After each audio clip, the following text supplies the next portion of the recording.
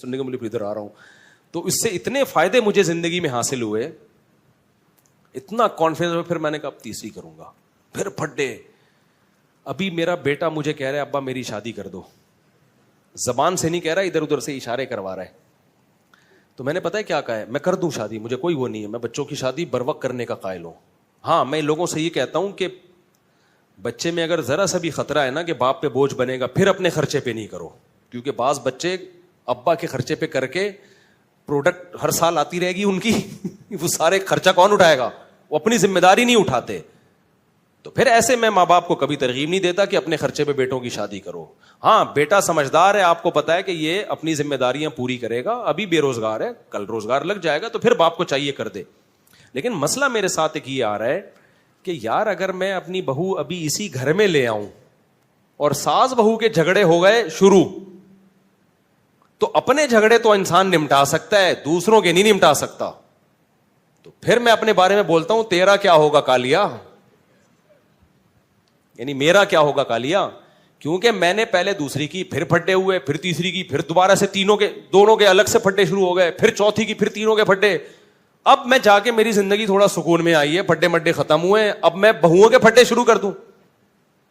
نہیں سمجھ میں آ رہی میرا خیال ہے, کیونکہ اب میں لے کر آیا تو میری بیگم کا پھڈا ہوا میری بہو کے ساتھ. مرد نہیں جھگڑے میں کرتا یار, مرد کا سسر کہے گا بہو سے کی خدمت کرنی ہے بیٹا کر لو, اللہ تمہیں جنت دے گا, نہیں کرنی تو بھاڑ میں جاؤ یار, ایسی کی تیسی. مرد اس چیزوں میں اگنور کر لیتا ہے.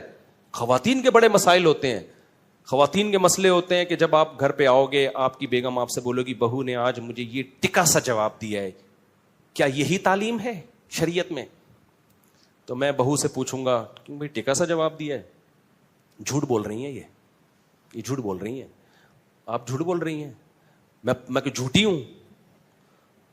بھائی وہ جھوٹی نہیں ہے, وہ سچی ہیں.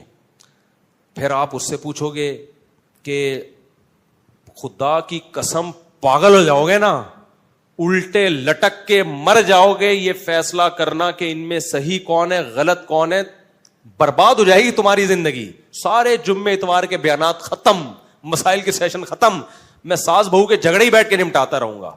میرا نظریہ یہ بھائی بہو لاؤ, بچوں کی شادی ٹائم پہ کرو, بولو بھائی آئے گی نہیں اس گھر میں, سمجھ رہے ہو, ٹینشن مت پالو اپنے لیے, آئے گی دوسرے گھر میں.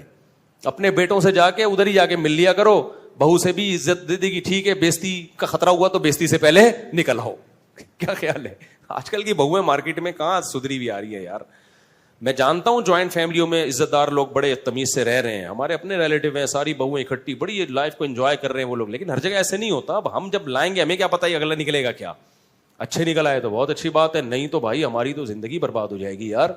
تو میں جوائنٹ فیملی کا اس زمانے میں قائل نہیں ہوں. الگ الگ صاحب بچوں سے بھی میں نے بولا, ابھی ایک بچہ نے زیادہ اشارے بھیجے نا, میں نے کہا بیٹا گھر ارینج کر لے, شادی میرے خرچے پہ ہوگی تیری, یہاں نہیں آئے گی. اب آپ کہہ سکتے ہو مجھ سے آپ گھر بھی بچے کے لیے آپ ارینج کر لیں, اور میرے ماشاءاللہ 8 بیٹے ہیں, تو اگر میں 13 گھر میں چلاؤں گا تو IMF سے مجھے قرضہ دلا دو بھائی. اور بیٹے میں ایک بھی نالائق نکل آیا نا جس کو عادت ہو گئی ابا کا مال کھانے کی, وہ تو میرے بچے پیدا کرنے والے بیانات روزانہ سنے گا بیٹھ کے, خوب اسپیڈ سے بچے نکالے گا اور میری گودوں میں لا کے ڈالتا رہے گا. سمجھ رہے ہو؟ پھر بھی مجھے قبول ہے یار, ہمارا ظرف بہت بڑا ہے الحمدللہ, لیکن بگڑ جائے گا.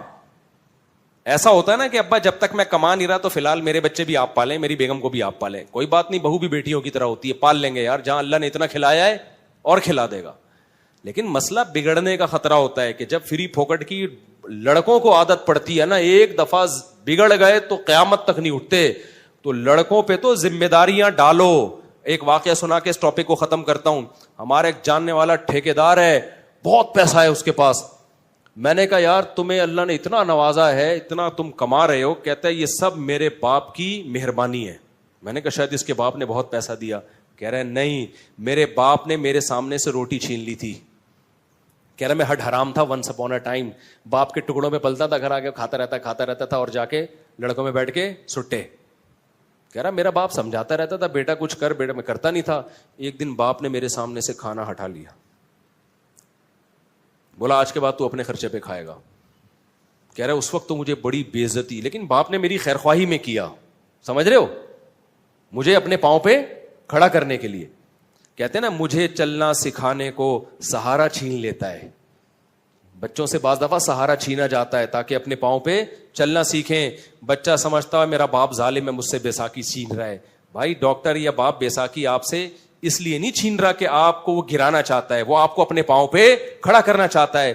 بعض دفعہ اللہ کی طرف سے ایسے حالات آتے ہیں کسی نوجوان پہ کہ وہ اسٹیبل ہو جاتا ہے, وہ اپنے پاؤں پہ کھڑا ہو جاتا ہے. تو شاعر نے اسی کو کہا مجھے چلنا سکھانے کو سہارا چھین لیتا ہے. اللہ بعض دفعہ سہارا چھینتے تاکہ تم خود چلنا سیکھو. تو کہہ رہے ہیں میرے باپ نے میرے سامنے سے کھانے کی پلیٹ ہٹا لی اور کہا اب تو اپنے خرچے پہ کھائے گا.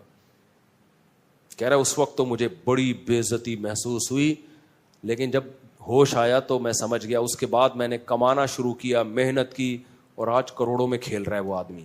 تو ڈر یہ بعض دفعہ ہوتا ہے کہ آپ اپنے بچوں کی اپنے خرچے پہ کرانا شروع کر دو, پتہ چلا وہ کیا بن گئے, اپاہج. تو کراؤ ضرور. لوگ مجھے کہتے ہیں مفتی صاحب کبھی آپ بیان کرتے ہو اپنے خرچے پہ بیٹوں کی شادی کرا دیا کرو, کبھی آپ کا بیان آ رہا ہے نہیں کرایا کرو. بھائی یہ بچوں کی نوعیت پر ہے. جس بچے کے بارے میں آپ کو یہ خطرہ ہو کہ یہ اپاہج ہے, کر کچھ نہیں رہا ہے, یہ نالائق آدمی ہے, اس کی کبھی بھی مت کراؤ. کیونکہ اگر اس کی تم نے شادی کرا دی وہ اسپیڈ سے بچے نکالے گا دبا کے اور تمہاری گود میں لا کے ڈالتا رہے گا, خرچہ ایک بھی نہیں اٹھائے گا اور پھر اور پوستی ہو جائے گا وہ. لیکن اگر بچہ سمجھدار ہے, آپ سمجھتے ہو کہ جو کام اس کے ذمہ لگایا جاتا ہے وہ کر رہا ہے, پڑھائی کو فوکس کیا ہوا ہے اور محنت کر رہا ہے, اس کی اپنے خرچے پہ کرایا کرو. اس سے تمہارے رزق میں بھی اللہ تعالیٰ برکت دے گا, تمہیں بھی اولاد ملے گی, پوتے نواسے ملیں گے, بچہ برائیوں سے بچے گا. لیکن کرانا اس گھر میں نہیں ہے. بیٹا بڑا ہو, چل بھائی دوسرے گھر میں بہو آئے گی, اپنے لیے ٹینشنیں مت پالو. بہت خطرناک لڑائیاں ہوتی ہیں عورتوں کی, اور ان لڑائیوں میں انسان کی ایسی کی تیسی ہو جاتی. اپنی لڑائیوں انسان کو پتا چل جاتا ہے کہ میں نے کیا کرنا ہے. اپنی لڑائی میں یہی ہے کہ شکست مان کے قبول کر لینا ہے, وہ دب جائے گی. بھائی آپ کا بیوی سے پھڈا ہو گیا, دلائل کی دنیا میں گئے, بیگم کی سمجھ میں نہیں آیا, آخر میں آپ بولو میری غلطی آئندہ نہیں ہوگا, ختم ہو گیا پھڈا. کیا خیال ہے؟ بہو کو یہ سمجھانا نا کہ تم بول تمہاری غلطی ہے, یہ نہیں. اور اس سے بعض دفعہ ساس ظالم ہوتی ہے, وہ اور جری ہو جاتی ہے. تو اپنی غلطی میں تو یہی ہے کہ آپ سوری کر لو گے یا جھک جاؤ گے, بولو گے ٹھیک ہے جی, مٹی پاؤ گے. تو لیکن خواتین کے میں ایسا نہیں ہوتا. وہ کہتی ہیں جس کی غلطی ہے اس کو سزا ملنی چاہیے, اور کون غلطی مانتا ہے اس زمانے میں. وہ ایک آدمی کی شادی ہوئی, 100 سال ہو گئے, بڑا ہینڈسم اسمارٹ نکلا نا وہ. لوگوں نے پوچھا یار تم 100 سال میں بھی اتنے ہینڈسم, اور تمہاری بھابھی بھی, ہماری بھابھی بھی ماشاءاللہ بڑی ہینڈسم ہے, یہ ہوا کیا ہے؟ کہتے دیکھو میری جب شادی ہوئی تھی تو میرا بیوی سے ایگریمنٹ ہوا کہ جب بھی غلطی ہوگی نا تو جس کی غلطی ہوگی وہ سوری کرے گا, اور سوری بھی کرے گا, اور 500 قدم بھی, 500 نہیں یعنی 10 کلومیٹر بھی پیدل چلے گا وہ. تو کہہ رہے جب بھی ہماری لڑائی ہوتی ہے سوری بھی میں ہی کرتا ہوں, 15 کلومیٹر پیدل بھی میں ہی چلتا ہوں. اس چکر میں واکنگ کر کر کے میں دبلا رہا ہوں اور میں 100 سال کا ہو گیا. تو اس نے کہا چلو جب بھی غلطی ہوتی ہے تو ہی مانتا ہے اور 15 کلومیٹر بھی تو ہی چلتا ہے, تو بھابھی کیوں اتنی اسمارٹ ہے؟ کہہ رہے وہ یہ دیکھنے کے لیے میرے پیچھے پیچھے چلتی ہیں کہ چل بھی رہا ہے کہ نہیں چل رہا ہے. وہ یہ دیکھنے کے لیے کہ چل بھی رہا ہے کہ نہیں چل رہا ہے. یہ میں بھی تھوڑی دیر میں پیتا ہوں, بس جلدی سے سوال نمٹا دوں.